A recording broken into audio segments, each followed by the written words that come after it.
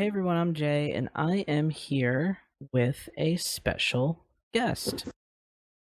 Um, the first thing that I'd like to kind of get to the bottom of, is it Linnea or Linnea? Linnea, Linnea. it's such a tough name. Normally there's an accent above the E, but alas. You can never And get that on any of the government IDs or anything, so I just take into spelling it without it, I suppose. now is that just like a kind of like a pseudonym kind of pen name that you go by?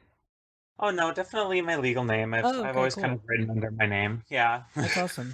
That's awesome. And just to kind of like set off clarifications for everyone here, since we are a queer podcast, let's get the pronouns sorted out. So, Oh, what are your preferred pronouns? abs- absolutely. My pronouns tend to be she, they, although more people end up going for the she, and I'm very okay. Awesome. Linnea is here with us today because she wrote a book, and it's a cool book. It's a cool little novella about the title of it is What Makes a Witch, and it very much seeks to answer that question in this story. And so I stumbled. I forget even how. I think you posted on Twitter. I think you posted on Yeah, I think it Twitter. was just a random Twitter post where I was Yeah, like, I'm trying to find advanced reviews or anything, and then I ran into you, and this was just such a cool opportunity. yeah. And so like really, it is a fictional book, and it is anthropomorphic literature or furry, however you interpret that. Previously, if you're a listener on the show, I make no effort to hide the fact that I'm a big old furry and I love my anthropomorphic literature and I write some myself. So, when I saw that you had written a book about like first the title, it was like what makes a witch, and then you were saying how it was kind of like a queer story as well. I was like, well, okay, tell me more. And Absolutely. that's kind of how we linked up. um Funnily enough, I was going to submit to that anthology that you're editing, but Oh, I yes, kind for a game show network. yeah, the Furry Game Show Network, but I had like run out of time, and then the story wasn't going the way I wanted, and it was just like so but I'm really Oh, glad that don't worry about that. Secret for the podcast listeners. I am set to edit another anthology next year, but that's all I'm allowed to say about it till it's announced. Gasp. sweet. um cool. So I'm going to take a stab in the dark here, and I'm going to assume that you are a queer person. Absolutely. Wonder how you figured that out. But Hmm. yes, definitely clear. So do you kind of want to like share a little bit about yourself? Maybe like, childhood, teen years, coming out, what it was like for you, where you grew up, things like that. Oh, absolutely. Well, let's see here. I grew up in Baraboo, Wisconsin, a town that was very unfortunately on the national news recently. Oh. Just suffice it to say that not everyone in Baraboo is phenomenal in terms of community, but Mm. a major thing for me growing up was honestly, I mean, maybe there was a GSA or something in town, but I didn't have the vocabulary even to understand a lot of what was going on with me. As I was growing up, I kept experiencing more problems and issues with my body and lots of confusion. And I just basically had no idea where to channel it. So I kept being told, in ways was maybe not a troubled child, you know what I Mm. mean? But Yeah, there was different. something going on. I'd end up in Mm. the counselor's office every few months, like, there's something going on and we can't figure out what it is. But no one gave me the words to say what it was. So I couldn't Right. figure it out. And then I ran across a book just at complete random at the library called She's Not the Man I Married, which is not the best trans literature out there, I'm not going to Mm. lie, but it definitely was a solid foundation for me because as I started reading this, I mean, it was written by a wife who their now wife, they're still very much and happy together, yay, That's was starting awesome. to transition and they were trying to work through that. And the back cover didn't explain that very thoroughly, but something in my mind said this would be really interesting to read. And Hmm. around that same Yes, and around that same time, it's almost like my brain knew something. Around that same time, I ran into an online webcomic. Oh man, back in the big webcomics heyday, called Venus Envy. Okay. And I start reading through this comic, and I go, "Oh, that character is me." Like, That moment when you're oh, like, "Oh, it me." yeah, the book made so much more sense at that point. So I went over it just like crazy, and I'm like, this explains everything that's been going on for years. I finally had words to put to it. Because yeah, just up until then, I really didn't know. I just knew that I was confused and having a really tough time, and that was it. There was no one trans at my school, and like I said, my school wasn't terrible, but it wasn't the most super affirming kind of a place either. Mhm. So it was so I had no resources, which, to be fair, it's part of why I wrote the book. I wanted it so that maybe people as they grew up or something would be able to find something instead of having to wait till adulthood like I did. Yeah, and not to get into the book exactly right now, but the way you write it is very it's not too complicated, but that's a good thing. Is what I really enjoyed about it is the language wasn't terribly complicated and it doesn't gatekeep people who, maybe don't have that advanced of a reading skill. And so I thought like that would be it's a really good story for younger people, especially because it's not a difficult read, which I thought was really cool. Yeah, and I mean that was a general part of it. I wanted something that people could essentially, it's a novella. You can read this in a day if you really want to. Like that's not a Yeah, problem. Or I did if you only actually. can read a chapter a night, yeah, exactly. Like Yeah. this is something you could pick up and read. So even like someone who is younger or queer could just go up to their parents and be like, "Hey, this is a book you should read because I feel things when I read this." Mhm. Because I mean, that just, it came so much from my history just because, again, I didn't have words for it. And like, you talked about like the coming out process and stuff. And that was just such a big thing because I tried to, and I had always thought my family in general was very accepting. And for the most part, people were okay. But it was just a lot of confusion, Mhm. especially at first. And like I didn't even know how to have that conversation. So I figure, having something that could bridge that gap might be very helpful because it's much easier than trying to get everyone. At the time for me, it was on a big video call so I could talk to the whole family at once and seeing Oh how that went. boy. Oh Yeah, my gosh. that was a questionable call. Although for the most part, most people in my family were pretty great, and the ones that aren't, well, we don't run into them much anymore. As I know that it's a sad thing, but I still do at least have some very positive people in my family. My sisters were amazing. My mom was just there for me the whole time. And other than that, I mean, it's been interesting from there. It's I been, I I mean, always love to hear that when people have a decent, sort of coming out experience, because there's so many stories out there of how it can go terribly wrong. oh, absolutely. And I mean, to be totally fair, of course, I have family that I just don't get to talk Mm-hmm. to anymore. There's plenty bad too. And I know that I'm incredibly fortunate to have some family that does have my back. But, I mean, I'm a parent myself now and everything too. So like, Oh. look, for all the queer listeners out there, if you need a mom, I'll listen, okay? Like, I super understand that lonely feeling sometimes. It's tough. Like, I know that I'm very fortunate to have that. That's awesome. So, how old are you, if you don't mind me asking? I'm just Oh, curious. sure. I'm 27. Oh my Okay. goodness. All right. Well, I'm 29, so we're actually not too far apart there. Oh, there we go. Yeah, and That's cool. I mean, in terms of the queer history, I mean, I've been transitioning now for about 8 years, and Okay. which is a wild thing in itself. It's been 8 years, and I'm still learning so much about myself through all this. It's a never-ending journey. It really is. I've only been on T for maybe coming up on 2 years, and it's a bizarre thing just to watch yourself kind of evolve and change for the better. You know what I mean? It's like everything is like for a Absolutely. good reason. It's a wild ride being a queer person for sure.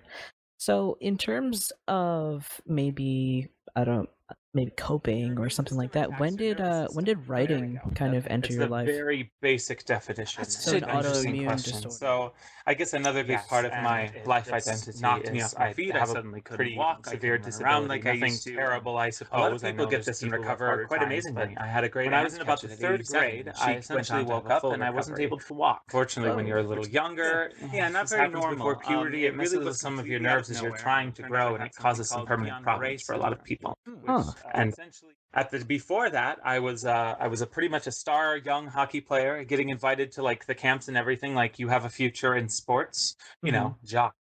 And then suddenly, yes, you're probably never playing sports again. And so I literally just didn't know what to do with myself after a while. Like I was just kind of getting bored. And a teacher, which, you know, sometimes teachers can really change your life, but a teacher basically told me about this poetry contest for young kids that happened in Wisconsin. And they were like, I want you to just try to enter this, just write whatever you want. And of course, I was young and going through we'll call it my tomboy phase of my life. So of course, poetry was far too girly for me, but I sat down and wrote a poem. And I got to go to the little actual like convention of writers. It was picked as one of the best ones. Wow. And then after that, I won best poem submitted for the year. So I was like, oh, oops, am I accidentally good at this? And then I won. So you took to it very naturally, it seems. Yeah, it just came as something like out of nowhere that I was like, I don't even want to do this. And then I went on to win that award 2 times in a row afterwards. So it was just kind of like, oh, I think I like writing. I literally never would have learned about that passion that I had without this disability. So I mean everyone knows disabilities aren't always fun, but I am living a super happy life. And if that's what it took to get me engaged with this thing now, that is like a huge part of my life. I am so happy for it. Sort of a little bit of that like silver lining kind of situation. Absolutely. I've been told that I'm sometimes sickeningly positive, but I mean, rough stuff keeps happening in my life, and I'd rather face it with a smile when I can.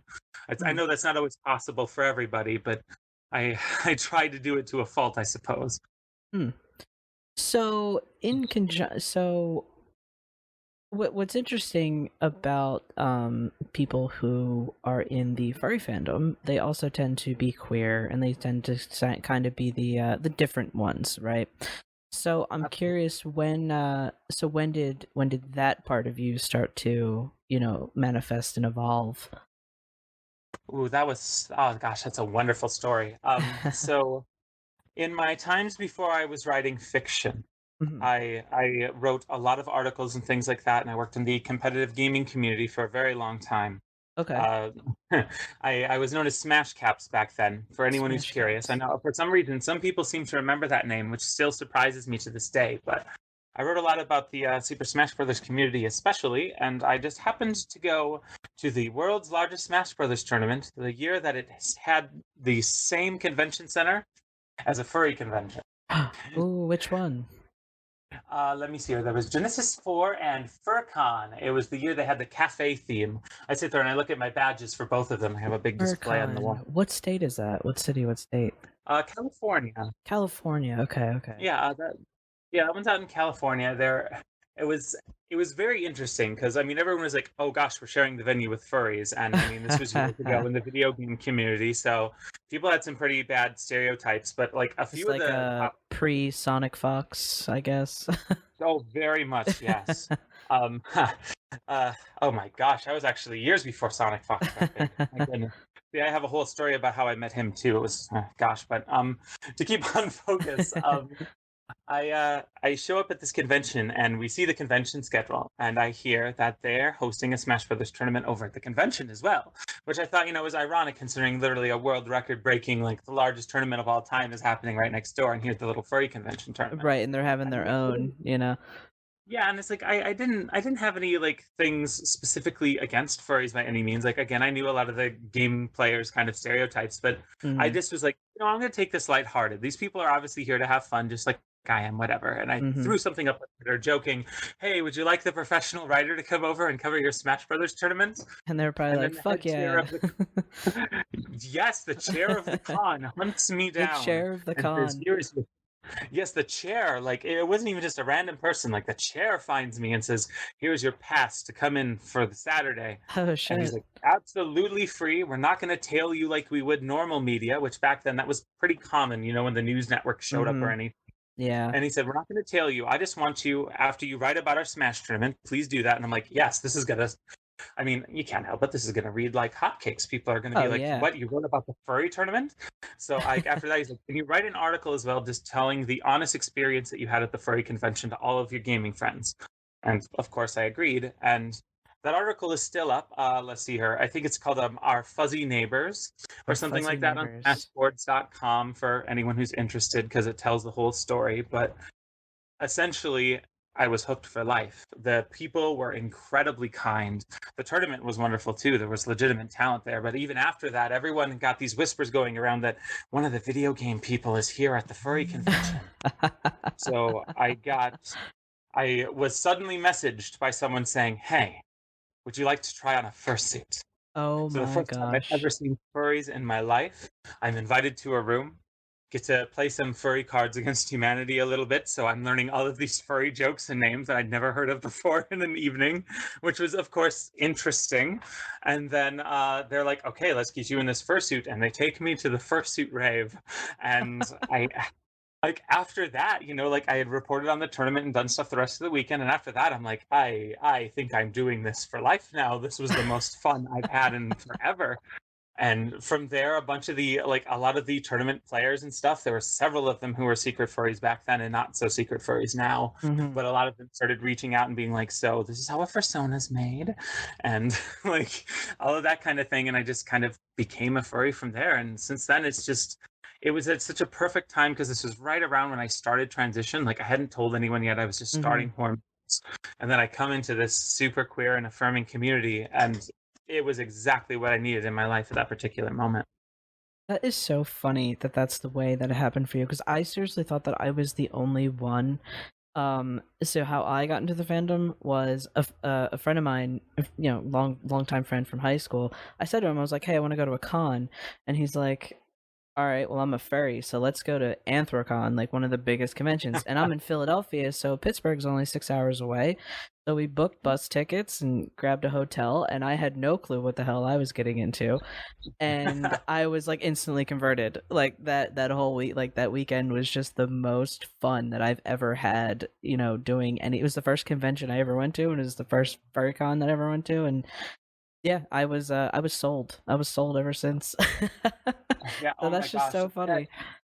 you just get in that super positive environment. And I see why you wanted me to write the article, because there was basically no way for me to not come back and say, "Yeah, everything y'all have been saying about furries is wrong. This is an amazing community." Like, Yeah. because it just was. Everyone was so kind and fun. And again, someone's like, "Let's put you in a fursuit." I'd never seen a fursuit like other than in pictures in my life, and all of a sudden I'm running around in one. Like that was just such a like open arms gesture to be like, "Hey, you are absolutely welcome here. We're gonna show you everything there is to offer." And it was just incredible. I still have my badge from that convention. I hang it up on my display, and the folks at that con were so amazing. Years later, I'm like, I didn't realize that this would be like my furry birth. I wish I had bought a T-shirt or something. Right, like And they something to sent like me remember. they sent me T-shirts that they had from that year still in storage for absolutely free. Oh shit, They that's remembered what I wrote, and they were like, "We're gonna send these to you." So I have one that I wear and one that goes in a frame. It's just a positive memory. that's just such a wholesome, like feel good story. That is so good. See, Wow. all these years later, still so kind and accepting. And I saw a community doing that, and I was like, dang, I just wanted to be a part of that. It was so Mm-hmm. cool. Just so much love in practice there, I suppose. And even for all the Twitter drama that exists, it's still amazing. Like once you're at the con, like all that Twitter bullshit goes out the window. Like I've realized now, Oh it's gosh, it's so absolutely, good. yeah. It's So it's such a tough thing, because there is so much important stuff going on, but it does get so exhausting after a time. But once the conventions are back again, we'll all get to enjoy each other's company. exactly, I think we have too much time in our own heads right now. We need to get out there and talk to each other when it's safe to. Um, Yeah. so kind of getting into the subject of the book and what you wrote about, so you wrote about witchcraft and magic. So, are you actually a like a practicing witch or interested in the occult, anything like that? That's honestly an excellent question. I know that everyone jokes that teenagers have a Wicca phase or whatever, but like honestly, I when I was a teenager, I ran into that and I was just fascinated, of course. In the end, like some of the mystical didn't settle with me well, but some things just kind of stuck with me for life. I mean, I've always just loved nature and the outdoors, and things like celebrating the equinox like just made more sense in my head. Like this is a beautiful natural event. Like, wow, isn't this amazing that this Mm-hmm. weird cosmic coincidence that we have the exact same amount of hours in a day of like daylight and nighttime and all these kinds of things. Like that kind of stuff has stuck with me forever.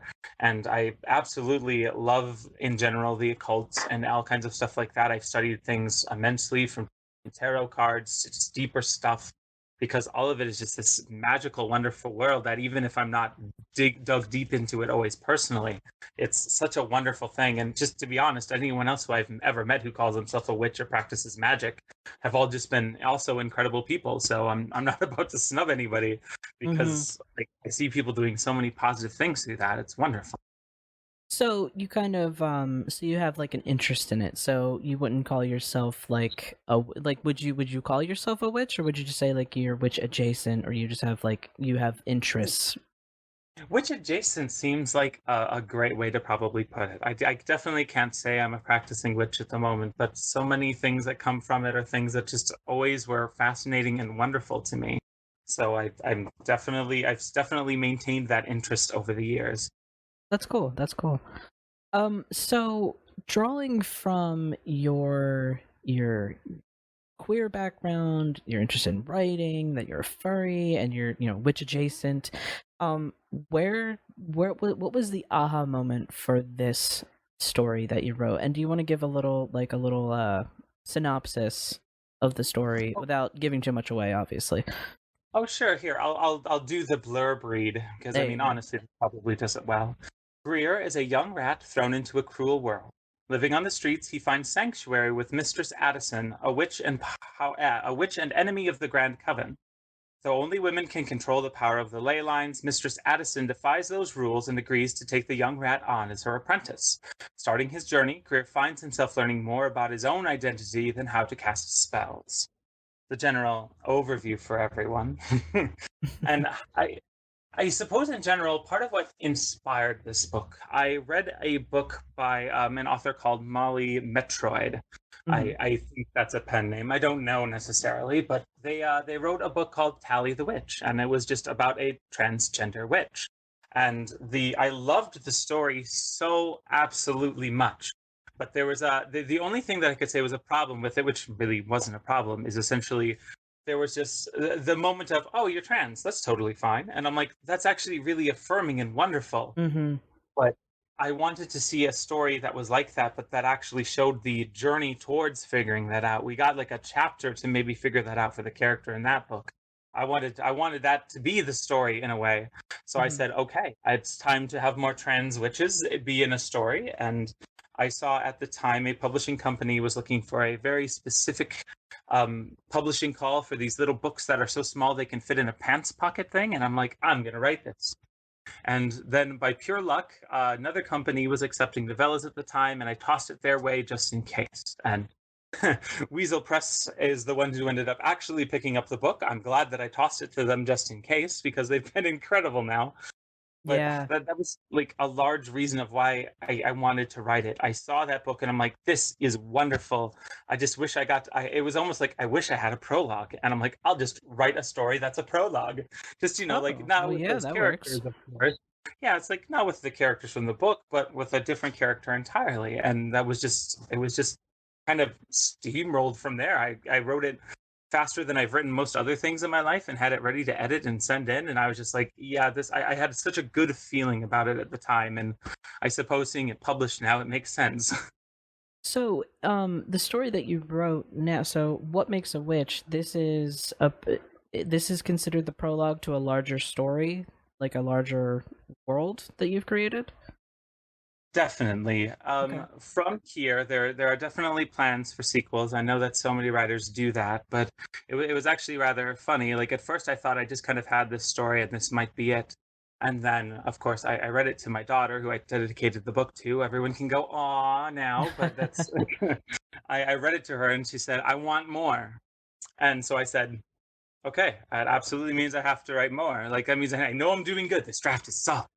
And then another friend of mine discussed, I mean, as the intro to the book discusses, only women can use magic, essentially. So they said, what about if someone's non binary? And I said, that's the sequel. So. Okay, well, that was one of my questions. Absolutely, yes. The ways I think you'll see through the book for people who read it. Hopefully, it's not too spoilery that we essentially use magic as gender in the book. They're very connected, and it's a way to discuss gender in a different form. So essentially the sequel's planned out for it now. It looks like it'll be a trilogy because everyone loves those, but it looks like it'll be a trilogy essentially exploring certain stages of identity in one and then more stages in the next, just because I still want to keep them short and accessible and all for everybody and hopefully make things easier. Okay, yes, But because that was my next question. I was like, is it going to be like a series of like small novellas, or are you planning on like a longer, more in-depth novel? that's a very tough one because I was hoping essentially that we'd have two other novellas, probably a little longer than the first. The first one ended up being short, essentially, because again, I was writing it for such a specific market. And even some of the advanced reviews, I have to admit, have said, we really wish it was longer, which is a compliment, but at the same time, I wish I'd have made it longer. So Yeah, it's a valid criticism, but yeah, I essentially was like, okay, we have two more novellas, and at worst, eventually, we can cram them all into one big book. So that's true. everyone can do the big long read if they want to, but then for now we have these short accessible stories that people can go through. And I guess the way I've been marketing it or telling people, it's for like middle grade to young adult readers or any queer readers who are children at heart and just want to enjoy a good short story, you know? Yeah, I actually I read it. I have about a 45-minute commute each way on mass transit to work, and so I read like most of it on the way to work, and then I finished the rest of it on my way home from work. And and that was my first thought. I was like, oh damn, I really wish there was more, but not like in a bad way. I was just like, damn, like I want to know like, well, what happens next, you know? It's always that question.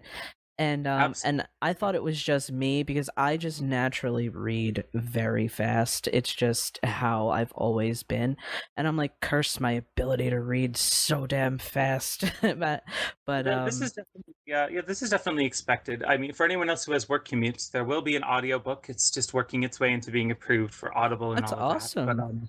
yeah, like that's not too much further than an hour. Of course, that's with a professional reader and everything, but it's Yeah, not that much longer than that. It's not a long read. I mean, it can be long if you only want to read a little bit at a time, but I know the next one will be slightly longer. I know so many trilogies or book series end up doing that. Essentially, the first book is rather short, and then you build into something bigger.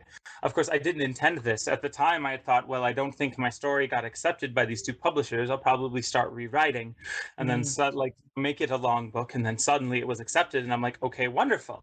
So I guess the longer version will end up being the sequel, like just there you because I go. think that set up so quickly, and it's funny too because even the first chapter in the book was actually an extended version of the first original chapter that the editor was kind enough to let me put in Oh, to make that's it not cool.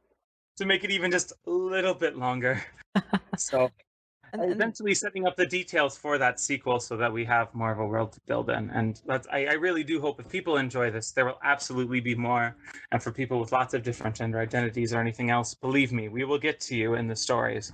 A lot of it too is just making sure that we find people who can like I know that I'm a part of the queer community, but I like to get beta readers and stuff like that who are parts of the mhm. specific characters I'm writing because I don't want to misrepresent people. So it's just a time taking process to make sure I get these other characters written correctly.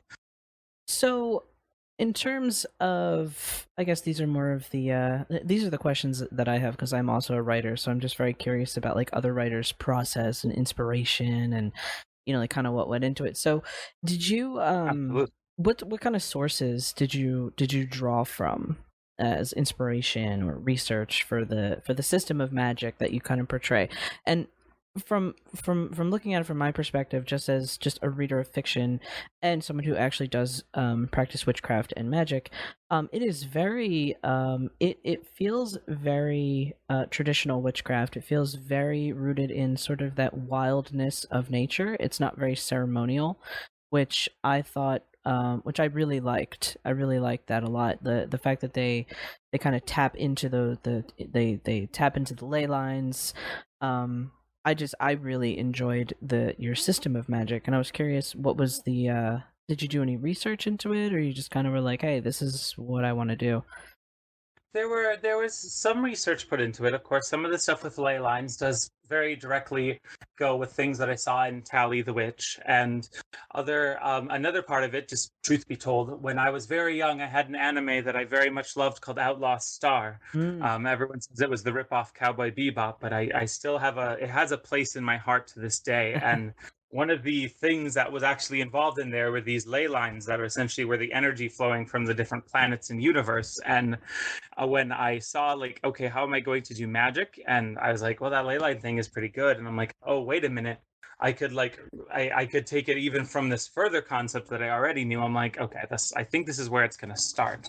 The how magic worked in general, like basically how would magic present, be it elementally or anything else, was something essentially that I wanted to sit down and then try to figure out. That was like a really tough one. And before the final draft of the book came out, we made small changes. Like at one point in the book, one of the characters was able to essentially see the ley lines, and we changed that, and you'll find out why in the sequel probably. Ooh, Mm-hmm. or is that a teaser? But like eventually I sat down and said, if we want to keep this going, like I do need to actually plot out this magic system a lot better. So by the final draft, we kind of had a better idea on what was going on, and the editors were definitely awesome in helping with that. I had a couple different people editing and reading through and trying to brainstorm ideas. One of my Yeah. editors is quite literally like by gender, so we got to discuss so much, like, if magic is gendered, how does this work? And so from there we kind of figured out a basis for the world where essentially people could draw upon things, and depending on their connection with magic, or of course gender in this case, they could do different things. Yeah, and you're going through Weasel Press, and from what I understand, Weasel's run by a queer person. I'm not sure of their pronouns, but Weasel is a queer person as well. Yeah, he's dating said bigender editor, Thurston Howell. All Yeah, that dating. Thurston. Okay, I didn't know Thurston. Now they're affianced. Oh, cool. Yeah, I didn't know Thurston was bigender, but that is definitely good to know. I follow them both on Twitter, and so Yes. They're both wonderful people, and yeah. I know that Weasel has been wanting to take this approach where they want to publish more things by disabled and queer authors and things like that, and it was so cool to kind of be one of the first things in that process of doing so. So why did you decide to go the furry route? Because to tell this kind of story, you didn't have to. They could be humans, so why did you decide to go this route? Absolutely. And I mean, some people, if they've looked me up online or whatever, they may see, yes, I'm technically the president of the Furry Writers Guild, so of course I write furry fiction, but it's not all I've written. I have plenty of things published in the human space, essentially. So part of the reason I essentially went with Animorphs to start was, I knew that there would be some young readers running into this, and that's just always has a wonderful appeal for people.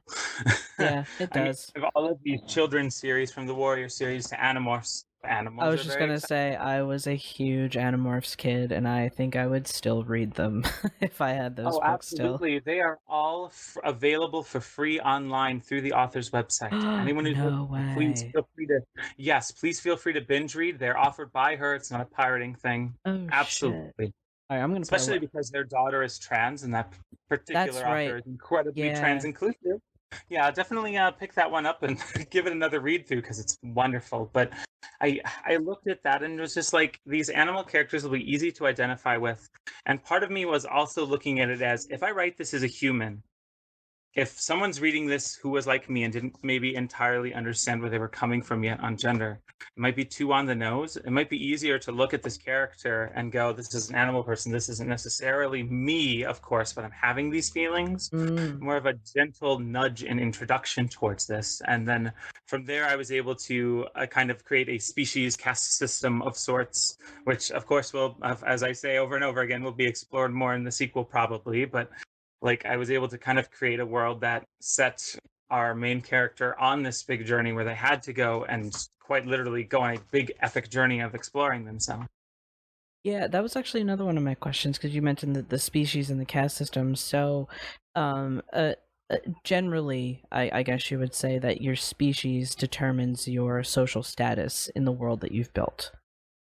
Absolutely. For the most part, most of the species that will be introduced, not just in this book, but in others, the highest end of species are cats. And of course, we have a black cat as the main head witch of the Grand Coven, which is, Mm-hmm. I know, a bit of witching stereotype, but, It sometimes we play works. with things a little bit, yeah. It But works. part of that was because most of the other animal species essentially were not carnivores, and the ones that Mm. are not necessarily obligate carnivores.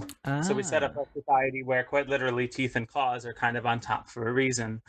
And through the rest of the series, we'll get to meet a couple other species and things like that too. But part of the reason I specifically made our main character a rat is because they are not exactly obligate carnivores, and they can very much bite back if they feel like it. And I thought that that would be quite symbolic. And of course, we take a character like a rat. Like, let's face it, we all have our stereotypes in our heads about Mm-hmm. rats and things too, and show like them coming into their own and doing something awesome. It was, I mean, it's some kind of very on the nose symbolism, let's be fair, but from there it was just kind of there. Like there's no way you read this and not get what we're trying to go for. And from there Yeah. it was trying to figure out the other characters, like or our main witch being a ferret was just kind of for fun. I wanted to make a I hint at it a little in the book, but I wanted to essentially, she has a very thick Scottish accent, and essentially we have nomadic Scottish ferrets in this particular world. So I wanted I wanted to make sure that there's so much high fantasy that focuses on Europe and does whatever else, and I'm like, I don't want to pull up a bunch of stereotypical stuff like you would always see. Dwarves are like this, and elves are like this, or this thing is like this. Like I didn't want that. And again, in more in the next book, of course. But like I wanted to just take a look at like societies don't have to be this like Eurocentric thing that we have decided. They could be whatever. And Yeah. hopefully that will again come up a ton in the sequel. But I mean, hopefully people will get to see that through the writing. Like Scottish ferrets, right? I mean, who knew? Yeah. I loved that actually. I loved Mistress Addison's very thick Scottish accent because it actually made me slow down reading to read it, and I'm like, okay, so what is she saying here? Just like I It was would. either one of those. It's been one of those things that either people absolutely adore, or they're like, gosh, I wish I could read this easier." And I don't know what to do because it's one of my daughter's favorite parts because I'll read it and try to do the accent. So I'm sorry for everyone who doesn't like it. Maybe I'll try to make it a little easier to read in the sequels, but I don't think it's going away. No, I thought it was very endearing. It reminded me very much of like the Hagrid character in the Harry Potter series. Hagrid has his the way that he speaks. It's not quite as thick as Mistress Addison's accent, but it gave her it really, I think without the accent it wouldn't have been the same. She's very fringe and she does her own thing and she really does embody that feeling of this like very fiery spirited Scottish woman. So Absolutely. it makes total sense. I loved it. Um Yeah, because I mean, when you need to have a big mentor in life, someone who is, I mean, because again, after exploring things for so many years, even in my own transition or anything else in the queer community, I mean, I started off in a place where I was like, I have to fit into this exact bubble. And mhm. I wish I had had more people around me who would have been like, no, just do exactly your own thing and be yourself. So that's the character I wrote. Yeah, and definitely like there's more role models like that needed. Like Greer is in many ways um I don't want to say typical, but in many ways typical because, they're young, they're learning, they're experiencing things, like they're very moldable and they're very malleable and they're like a lump of clay that can kind of be molded depending on the experiences that this character goes through. But Mistress Addison is very solid.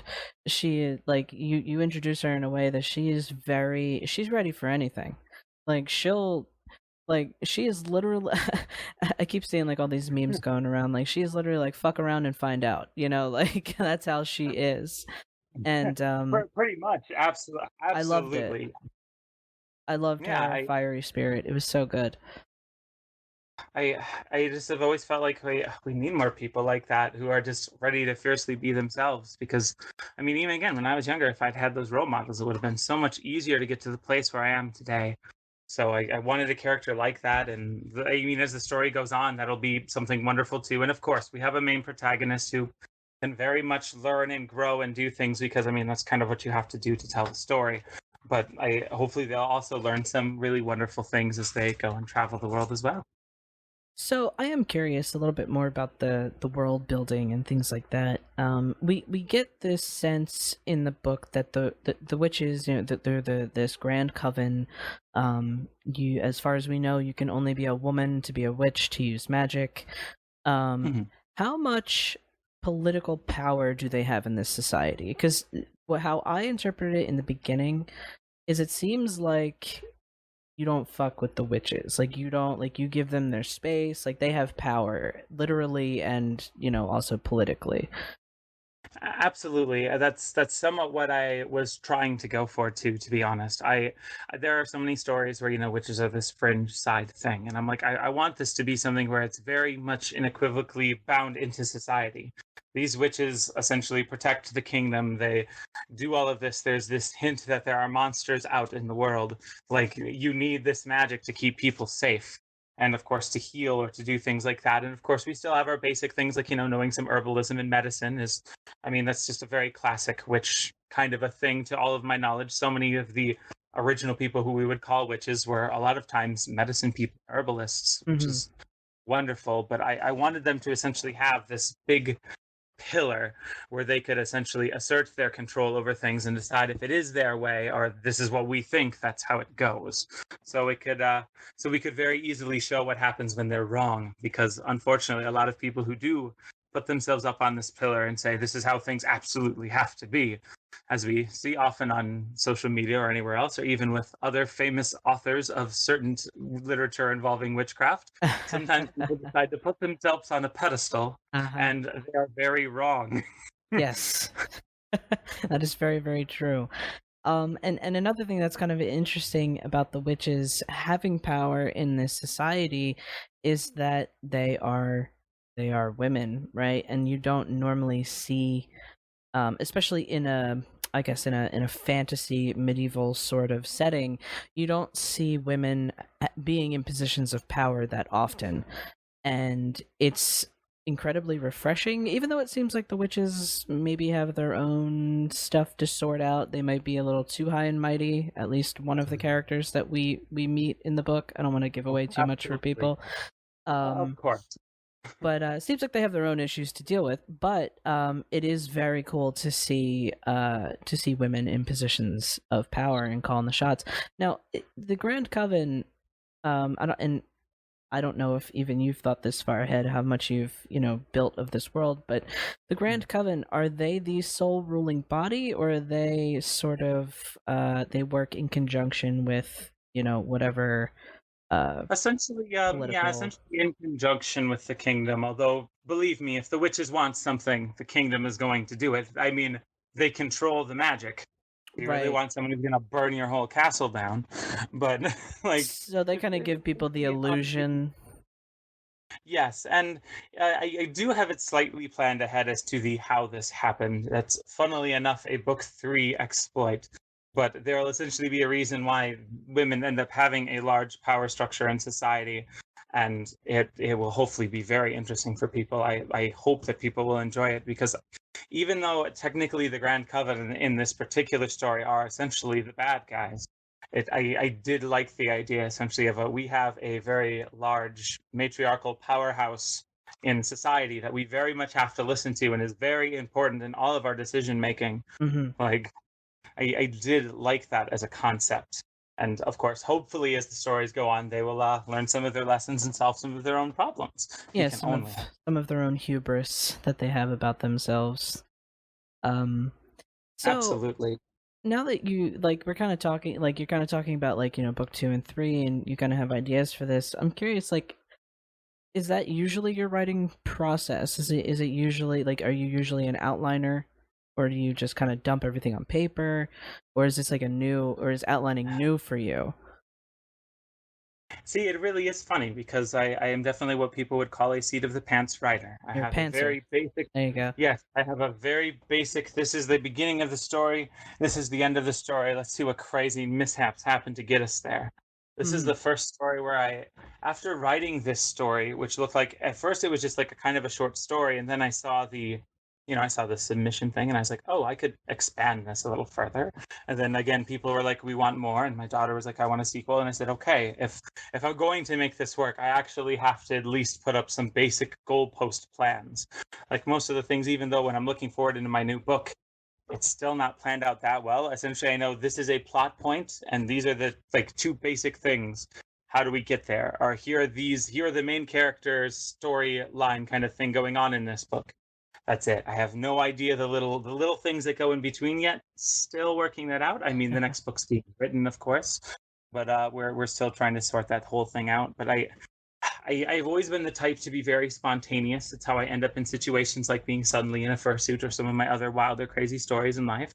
And I suppose that translates to writing very often. And usually I get away with it because I tend to like to write short stories, like very weird and specific themed ones, usually too, because sometimes it's hard to market novels with particularly weird things. I had a very interesting short story with a non-binary deity coming out soon, but it's hard to sometimes get these things into like a full book. So short stories work, and I don't always have to worry about, oh, what is this giant plot hole, because well, it's only one story. I never have to talk about this universe ever again. Right. This time I had to think a little bit harder to make sure that I didn't miss anything important, so that the next story could actually get told properly without it being a giant mess.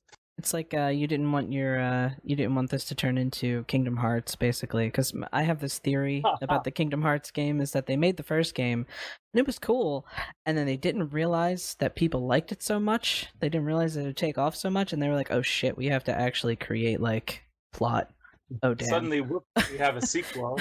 Suddenly, And we besides need with that game, 20 games and a mobile game and all these things to have what it about make that sense. secret mobile game that was only ever released on the one Japanese phone that they Oh say isn't yeah, canon, but the canon would make sense more with it? right. I've never understood this Kingdom Hearts canon. I've tried so hard, and then I learned about that with the creators. Like, this isn't canon, but people are like, if you made this canon, it would make so much more sense. Please. It's just like, it's so amusing to see that. But like, yeah, after that first draft came out and we did the first set of edits, essentially we had the book entirely formatted, and then people, even like some of the early beta readers and stuff, were like, we wanted to see more. And it was like, okay, before we totally send this off essentially to get approved on Amazon and do this whole process, let's sit down and try to fix this one last time and make sure we didn't miss any important details. And I had some fantastic people help with that. And so now we actually have a better plan going forward, because it came to a point where I wanted to tell more stories too, because yeah, we look at this universe and we see women using magic, and I did not want this to only be a story that would be like just trans affirming for trans ladies. I mean, trans guys are out there. We have non-binary people who are gender fluid. There are so many different things, and I don't want to just be like, sorry, only the ladies get magic, because that just it just didn't feel right in my heart in the end. Like, Right, like, I want because everyone. it's kind of like you're reversing the narrative in a way. You know what I mean? It's almost like because sometimes that's how people view feminism, right? So sometimes people view feminism as anti-man. So like if you're saying that, oh well, you know how like in other stories only men are wizards, only men can use magic. Well, you're saying in your story, oh well, you know only women can use magic. It's kind of like you're just doing the same thing. So you wanted to make sure that like you had a plan for everyone, basically. Exactly. I wanted to make sure that it was set up so people didn't just think, A, we're forgetting other people, of course, and then just B, it creates more adventure for the story. In general, again, more teaser than spoiler eventually, but a lot of things, and I've seen this on Twitter and many other places lately, we discussed how colonization or these Eurocentric ideals kind of influenced what gender became in a lot of cultures. Mm-hmm. And I was hoping to be able to eventually tell through the story how that really wasn't the case for everyone, and show people a culture where that really wasn't the case. And of course, their ideas of magic are entirely different because they didn't decide to stifle themselves. Mm-hmm. So hopefully that will make for a good story where we get to talk about other identities and explore other people a lot more. And like I said, the toughest bit is just making sure that I can represent people correctly, not just in terms of gender presentation, because I know, I mean, non-binary people can all present in so many different ways. Mm-hmm. But like, I don't want people to see a non-binary character and do the thing that many people do and go, "Oh, that's woman light," and of course they can still Yeah. use magic. And I'm like, I do not want that. I don't want that like interpretation. Absolutely not. Right. So I just want to make sure that we can write that correctly so that people can see it. It really, magic and gender is all on a big spectrum, everybody.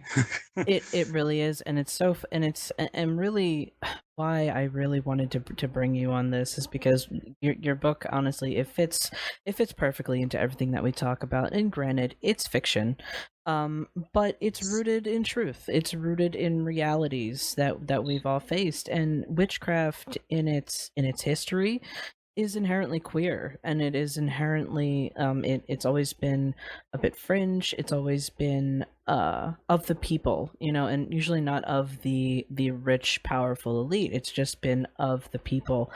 And what you've kind of shown, just this little snippet in this story of these few characters that you introduce, it just really shows that they're just people. Like, they're not highborn this and that, blah blah blah. They're just people. And it's really cool. It's really cool to have a story that's just about queer people doing witchcraft and magic. And it was a great read, and I highly recommend um I highly recommend it to anyone who is interested either in witchcraft, or just anyone who just likes fantasy or whatever it is. It's a great read, and I think you did a great job. You did a really great job with it. Well, heck, thank you. I mean, of course, it's not that that's what I love to hear. I Of mean, course. of course, anyone who does listen to this and read it, if you decide you didn't like it, please leave me a negative review. I know that's very hard to believe an author would say that, but I can get better without them. But I, a large part of that too is, I mean, a lot of from what I had understood from witchcraft is, which is one of the things I loved about it, is so many people have their own personal practices. Like, yeah, Mhm. a lot of people draw from the past, but a lot of what makes magic comes from yourself, quite literally, Mhm. like in what traditions suit you and what fits your needs. And you're absolutely right. Witchcraft is so inherently queer in that way, as we take what we want from ourselves and make things good for us and to fit for us as people. So it's such a wonderful theme, as it all just scrunches together so well. Mhm. So, when does the book come out? The book is set to release on August 18th, and I kept always putting in the caveat, as long as Corona doesn't stop anything, but at this point, it really should be out on August 18th. And I can do my big spiel. It's already available for pre-order if you want to get Okay. it on Amazon, just looking at what makes a witch. I know a lot of people like other Amazon-esque platforms. Sorry, Weasel does a lot of his stuff through Amazon because the print by demand service is just so convenient. And unfortunately for a lot of Yeah. authors, Amazon kind of puts us in a crunch. So it makes Yeah. things very difficult. But That's our overlord, our overlord's Amazon for you. Like, they're terrible. They're a terrible evil corporation, and yet here we are. We yeah, it makes still life have to do it difficult. because they just make our lives easier. Yeah, and in general too, though, if you have any European listeners, as many people would say, the shipping is incredibly cost prohibitive. Mhm. If you go onto Twitter, you can find a company called Fuchsal Schwarm. Oh, They are a queer bookseller based out of Germany, and they do a lot with furry novels these days. And cool. they are working on a pre-order to distribute to Europe, and that's going to be ordered directly through us and the printers. So no big Amazon in the way of that one, really. There you So go. especially if you're in Europe, definitely check them out. And of course, there'll be the audiobook available wherever we can get it. We're hoping Audible, and hopefully a few other places. We'll see. It's Weasel Press's first time doing an audiobook, so Oh, we're wow. all in the learning process. That's cool. So how do you feel to be the guinea pig in this audio book adventure? It's kind of fascinating, partially Mhm. because I have a friend who's been trying to break into voice acting for some time, and they've gotten some small bits of work. And when I said I have a book, they're like, "Could I read the audiobook?" So A, I get to help another person like promote themselves and get their work out there, which makes me so happy. But then B, we're all like the three of us are sitting in these like emails going, "So we learned that we have to edit this thing to be this exact way, or you have to read the copyrights in this specific way." And it's been very interesting hammering out details. And they always say, when you're an author, like eventually you have to learn how to also be a marketer or do everything else. I didn't know that audio editor was going to be on my list, but Yeah, it's I guess welcome to being a writer in the 21st century for sure. absolutely. But anyway, like part of the reason I wanted it was just any other way to get the books in hands of people, because I mean, I knew there was no way we could put out a Braille version essentially with such a small True. press or things like that. And just in general, I know some people have a hard time picking up a book and reading. So an audiobook is excellent for them. And what about I'm assuming it's also an ebook as well? Oh, absolutely. We will Okay. definitely have an ebook form for everything. That's what we've been sending out to all of our advanced reviewers and people like yourself. So Mhm. that'll be available too, which should be awesome. And of course, if you want tons more details on the book, I'm at LinneaCapps.com. I just updated the website. It's very pretty. So, There the you most go. important part of again, all the hats you end up putting on, website designer. It was not one I was ready for, but I quickly learned some HTML and made things work. Thank God for newer things like Wix and Squarespace and things like that. Like those templates are actually pretty decent, and you can Absolutely. throw something decent together in a day or two for sure. Yeah, So, even at work, I mean, you got WordPress themes. Like, I mean, oh you can yeah, you can make something work if you've got to.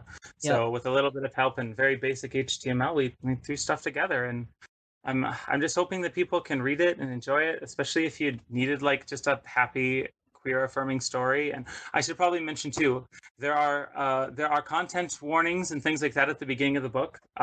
Weasel Press was amazing when I advocated to make sure that no matter who was reading this, they knew what they were getting into reading it. So if you're potentially worried, because we know sometimes queer stories have things that can like I know a lot of people want happy queer stories where no sad things happen, but there are some sad things in my book. If you're concerned about that, we have it all laid out for you so you don't got to worry about reading stuff. I'm pretty sure the content warnings even show up in the little preview on Amazon. They're supposed Ooh, to anyway. So I'll have we to tried check to that set it up out. because they usually show like the first page or so and the last page or so.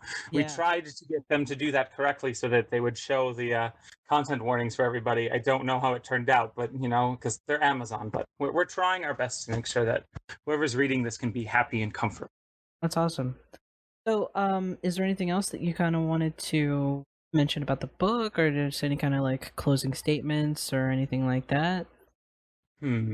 If not potentially about the book, which of course, like I mean, I've been saying this all over the place. Buy the book, share it with people. I Mm-hmm. mean, that's the job as the author. But I would say in general, as my general closing thing, I mentioned earlier, I'm the president of the Furry Writers Guild. If you like stories that are written about anthropomorphic animals, and believe me, we have plenty of fantasy and magic abound, check out the Furry Writers Guild. We have a giant list of authors, especially right now, who are losing convention sales as all of our conventions cancel, that could really use your support. And believe me, you will find some incredible stories. And if you're a writer yourself, we have tons of free resources to help people, and we want to see you get published. So let us know how we can help you.